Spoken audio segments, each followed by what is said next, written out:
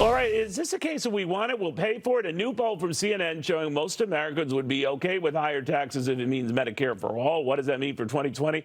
And again, I don't know the exact wording of that question, whether it was higher taxes they could deal with for themselves or higher taxes on the rich. Be that it was, it's really a sign that higher taxes be okay if you got all this other stuff.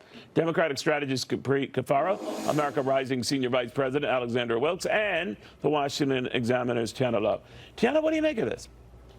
So while that question is a little bit disturbing, looking back at the same poll that was taken in 2007 and 2017 shows that that support figure hasn't really changed. And more importantly, when the people in the poll had to answer whether or not they would support Medicare for all if it meant eliminating private health insurance, only 1 out of 5 people polled supported that. And it'd be functionally impossible to have Bernie Sanders-style Medicare for all while allowing private health insurance to continue to exist. You know, Capri, the question is fairly straightforward, so I apologize there, but it does leave open the possibility, are you open to higher taxes and all that?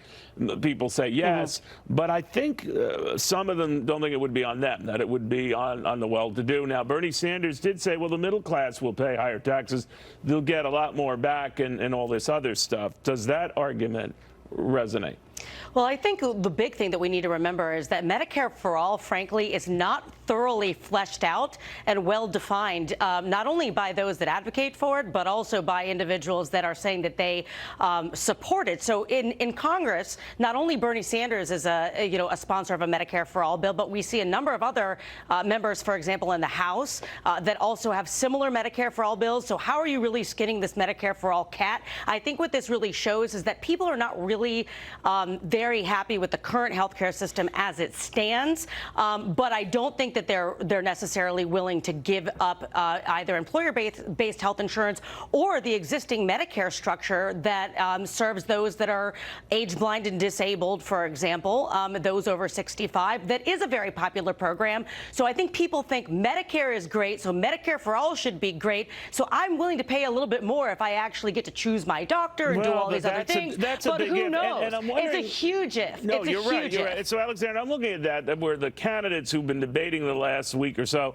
are out of sync with even Democrats within their party who are not keen, for example, on flipping out their private coverage for keeping Medicare. Yeah, I'm with John Delaney on this one. All right. Well, Alexander, let me ask you about that. Do you think that there's a risk that these guys have so driven themselves to the left, especially on issues like decriminalizing, those who try to, move past the border, that even a vast majority of Democrats are saying, no, that's going too far, and this is hurting them?